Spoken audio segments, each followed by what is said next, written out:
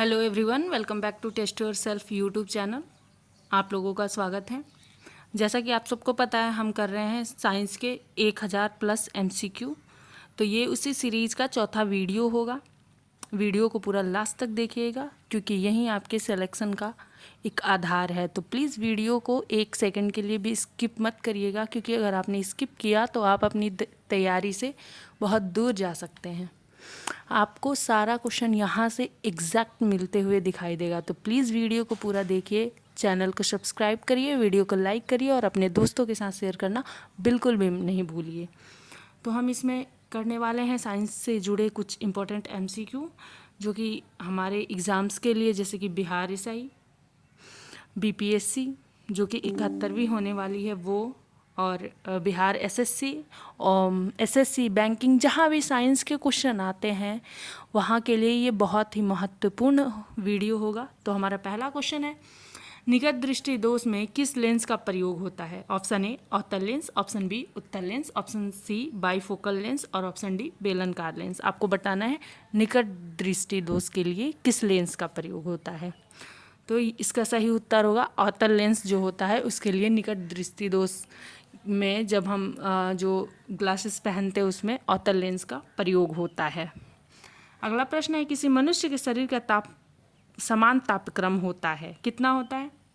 98 degree Fahrenheit, 98 degree Celsius, 37 degree Fahrenheit और 66 degree Fahrenheit. तो आपको सही बताना है उत्तर कितना होगा। किसी भी इंसान के, मनुष्य के शरीर का जो ताप होता है वो कितना होता है। तो इसका सही उत्तर हो जाएगा ऑप्शन ए। अगला प्रश्न है, ध्वनि तरंगे किस माध्यम में नहीं चल सकते हैं? ऑप्शन ए ठोस माध्यम में, ऑप्शन बी द्रव्य माध्यम में, ऑप्शन सी गैसीय माध्यम में और ऑप्शन डी निर्वात में।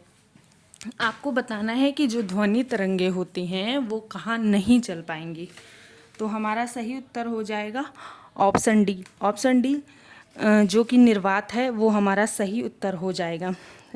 अब ध्वनि तरंगे जो होती हैं वो एक अनुदैर्घ्य तरंगे होती हैं और ये जो होता है निर्वात में गमन नहीं कर पाती हैं, नहीं गुजर पाती हैं, जबकि प्रकाश की जो तरंगे होती है वो अनुप्रस्थ तरंगे होती हैं और ये निर्वात से भी गुजरती हैं। जब प्रकाश की जो चाल होती है वो सबसे अधिक कहाँ होती है? निर्वात में ही होती है। लेकिन याद रखना है कि ध्वनि की तरंगे नहीं गुजरती हैं निर्वात से। अगला प्रश्न है, निम्न में से कौन सा जीवाश्म ईंधन नहीं है?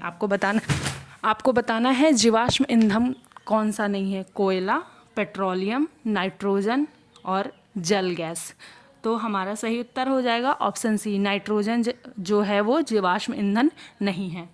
अगला प्रश्न है, सोडियम कार्बोनेट का व्यापारिक नाम क्या है? बताना है सोडियम कार्बोनेट का व्यापारिक नाम। ऑप्शन ए धोने का सोडा, ऑप्शन बी खाने का soda, option C caustic soda और ऑप्शन डी सिंदूर। तो इसका सही हो जाएगा ऑप्शन ए धोने का सोडा होगा सोडियम कार्बोनेट। और सोडियम बाइकार्बोनेट जो होता है वो खाने का सोडा होता है। ऐसे याद रख सकते हैं, बाई मतलब बाई कहाँ किचन में काम करती है, तो वो खाने का सोडा हो सकता है।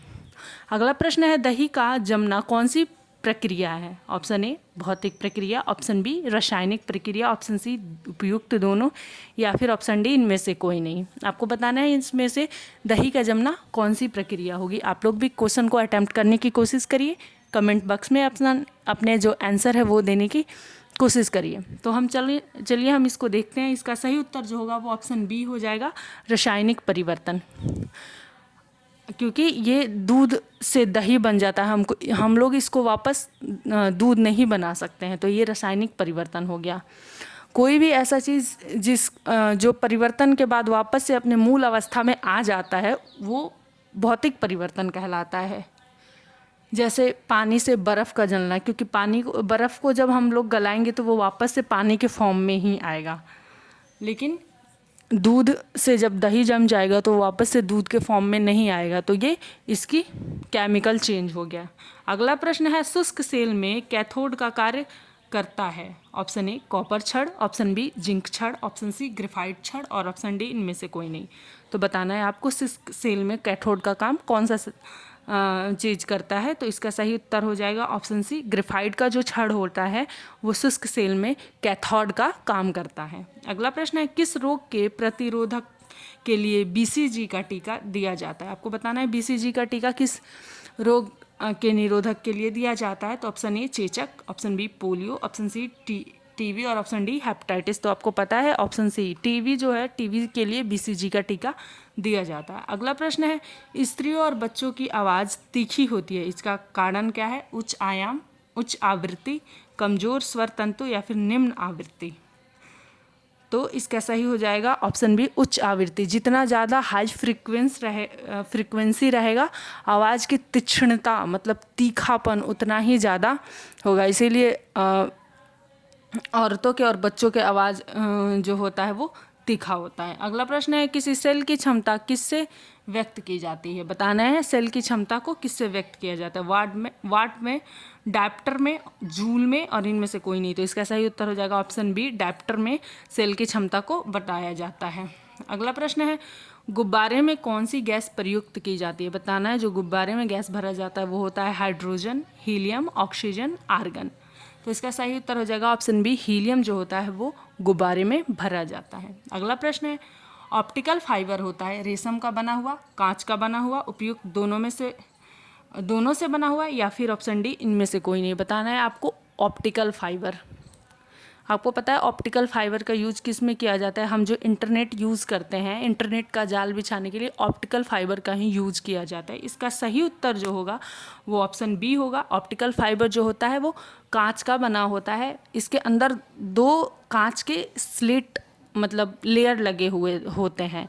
वो क्यों लगे हुए हैं? इसमें टोटल इंटरनल रिफ्लेक्शन, जिसको हम लोग बोलते हैं TIR, पूर्ण आंतरिक परावर्तन के मेथड पे ये वर्क करता है और इसीलिए इसमें कांच के जो लेयर होते हैं वो लगाए हुए होते हैं, जिससे रेज टकराती है और वो बिना सिर्फ ऐसे पास किए हुए, सिर्फ टर्न करते हुए पहुंच जाती है। तो इसके अंदर शीशा लगा होता है। ऑप्शन बी इसका सही उत्तर होगा। अगला प्रश्न है, शरीर में हेमोग्लोबिन का कार्य है? ऑप्शन ए ऑक्सीजन का परिवहन, ऑप्शन बी जीवाणुओं का नाश, ऑप्शन सी रक्त अल्पता का निर्धारण, ऑप्शन डी लोह का उपायोजन। हेमोग्लोबिन का कार्य क्या है? तो इसका सही उत्तर हो जाएगा ऑप्शन ए ऑक्सीजन का परिवहन जो होता है वो हेमोग्लोबिन करता है। अगला प्रश्न है, चंद्रमा में पृथ्वी तक आने में प्रकाश को लगभग कितना समय लगता है? Option A 8 minute, option B 8 second, option C 1 second, option D 100 second. तो सही उत्तर हो जाएगा ऑप्शन सी 1 सेकंड। चंद्रमा से पृथ्वी तक आने में प्रकाश को लगभग 1 सेकंड लगता है। सूर्य से आने में कितना लगता है? 8 मिनट। अगला प्रश्न है, पनडुब्बियां पानी में चलती है, उनके इंजनों में निम्न में से किस ईंधन का प्रयोग किया जाता है? ऑप्शन ए पेट्रोल तथा oxygen, option B diesel, option C battery, option D भाप। तो इसमें पनडुब्बियों में जो है वो भाप का, स्टीम का प्रयोग किया जाता है। अगला प्रश्न है, फोटोग्राफी में मुख्य रंग कौन से होते हैं? ऑप्शन ए लाल, नीला, पीला, ऑप्शन बी लाल, पीला, हरा, ऑप्शन सी लाल, नीला, हरा, ऑप्शन डी नीला, पीला, हरा। तो इसका सही उत्तर हो जाएगा ऑप्शन सी लाल, नीला, हरा। आप लोगों को पता है प्राथमिक रंग कौन सा होता है? तो ये होता है लाल, नीला, पीला जो होता है ये प्राथमिक रंग कहलाता है।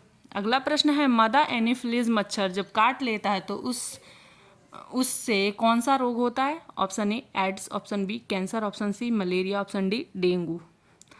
तो हमारा सही उत्तर हो जाएगा option D option C malaria जो होता है वो मादा एनीफिलीज मच्छर के काटने से होता है। अगला प्रश्न है, वयस्क व्यक्तियों का हृदय 1 मिनट में कितनी बार धड़कता है? ऑप्शन ए 50 बार, ऑप्शन बी 72 बार, ऑप्शन सी 100 बार, ऑप्शन डी 120 बार। सही उत्तर होगा ऑप्शन बी 72 बार जो है वो 1 मिनट में हृदय धड़कता है। अगला प्रश्न है, सूर्य के प्रकाश को पृथ्वी तक पहुंचने में लगभग कितना समय लगता है? ये तो मैंने अभी भी बताया आप लोगों को। Option A 8 minute, option B 6 minute, option C 4 minute और ऑप्शन डी 2 मिनट। सही उत्तर हो जाएगा हमारा ऑप्शन ए 8 मिनट जो है वो लगता है। अगला प्रश्न है, किस रोग की प्रतिरोधकता के लिए BCG का टीका दिया जाता है? ये क्वेश्चन थोड़ा सा रिपीट हो गया आई थिंक। इसका सही उत्तर हो जाएगा ऑप्शन सी टीबी। अगला प्रश्न है, नर और मादा युग्मक के संयोजन को कहते हैं? परागण कर्ण, ऑप्शन बी निषेचन, ऑप्शन सी मुकुलन और ऑप्शन डी बीजाणु। तो ये हो जाएगा ऑप्शन बी निषेचन कहते हैं। जब नर और मादा के युग्मक का संयोजन होता है तो उसको निषेचन कहते हैं। अगला प्रश्न है, हरी मेहंदी में निम्न में से कौन सा पदार्थ पाया जाता है जिसके कारण वह लाल हो जाता है? ऑप्शन ए लाशोन, option B potassium, option C carbon और ऑप्शन डी आयरन। तो सही उत्तर हो जाएगा ऑप्शन ए लाशोन पाया जाता है मेहंदी के अंदर जिसके कारण वो लाल होता है। अगला प्रश्न है, मूत्र का रंग पीला रंग किसके कारण होता है? Option A urochrome, option B रुधिर, ऑप्शन सी कोलेस्ट्रॉल और ऑप्शन डी बाइल। तो इसका सही उत्तर हो जाएगा ऑप्शन ए यूरोक्रोम के वजह से होता है। अगला प्रश्न है, फाउंटेन पेन का आविष्कार किसने किया था? ऑप्शन ए फ्रैंकलिन ने, ऑप्शन बी एयरमैन ने, ऑप्शन सी लीडमैन ने, ऑप्शन डी वाटरमैन ने। तो इसका सही उत्तर हो जाएगा ऑप्शन डी वाटरमैन ने फाउंटेन पेन का आविष्कार किया था। अगला प्रश्न है, किस तत्व के कारण मनुष्य में एनीमिया रोग होता है?